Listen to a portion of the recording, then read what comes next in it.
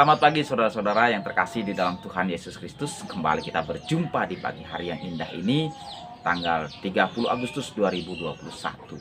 Kita akan bersama-sama merenungkan firman Tuhan yang terambil dari kitab Matius pasal 8 ayat 25 yang tertulis demikian.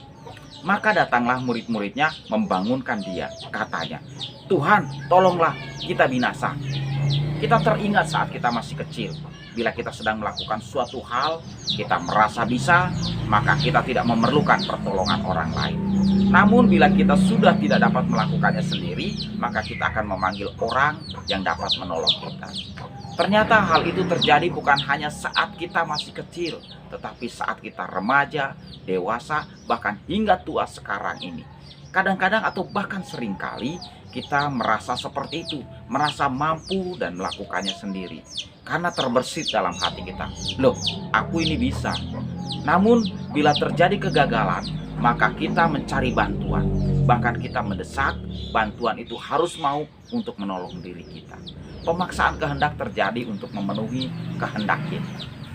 Demikian pula hal ini terjadi pada murid-murid Tuhan Yesus pada saat itu. Saat mulai petang datang, maka Tuhan Yesus meminta mereka untuk pergi ke seberang danau itu. Lalu mereka pun bertolak pergi, dan Tuhan Yesus ikut serta dengan mereka. Karena murid-murid ini merasa biasa untuk melakukan perjalanan dengan perahu. Karena mereka sebagian berlatar belakang nelayan yang terbiasa perjalanan di air.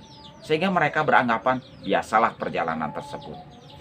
Atau mungkin juga karena kelelahan setelah mendampingi Tuhan Yesus pelayanan seharian.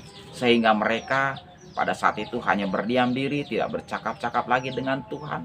Dan ini terjadi karena Tuhan Yesus saat itu sedang ada di buritan. Lalu beliau tertidur di atas tiang. Tiba-tiba angin taufan yang dahsyat melanda dan perahu yang mereka tumpangi terombang-ambing. Bahkan air danau mulai masuk ke dalam perahu hingga perahu itu mulai penuh. Dan hal ini membuat mereka ketakutan, panik. Perhatikan bahwa dalam kehidupan sehebat apapun kita, ada saatnya kita terbatas, ketakutan, stres, putus asa, tak mampu lagi berbuat apa-apa. Dan di saat itulah kita butuh. Lalu kita bangunkan Tuhan. Demikianlah para murid itu. Mereka membangunkan Tuhan Yesus dan dengan nada putus asa penuh ketakutan, mereka menyatakan, "Guru, engkau tidak peduli kalau kita binasa." Menyalahkan orang lain di saat keputusasaan melanda kita adalah hal yang lumrah dilakukan oleh orang dunia. Sungguh, kasih Tuhan Yesus itu baik luar biasa. Maka bangunlah Tuhan Yesus dan menghardik angin badai itu untuk diam dan tenang. Maka berhentilah dan teduhlah danau.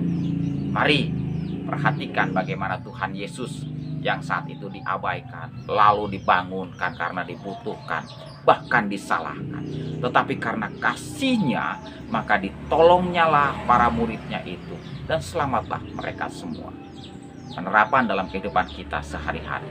Mari utamakan Tuhan dalam hidup kita. Jangan simpan Tuhan sebagai senjata pamungkas atau bantalan saat terjadi masalah dalam hidup kita. Namun libatkan Tuhan dalam setiap perkara dalam kehidupan kita. Maka pastilah damai sejahtera dan sukacita berlaku dalam kehidupan kita apapun yang terjadi.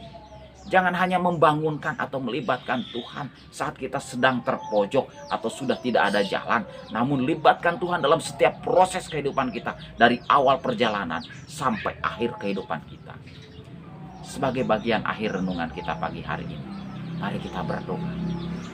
Bapa yang kita kenal di dalam Tuhan Yesus Kristus, terima kasih untuk firman-Mu pagi ini yang mengajarkan kita semua untuk melibatkan Tuhan dalam setiap perjalanan hidup kita.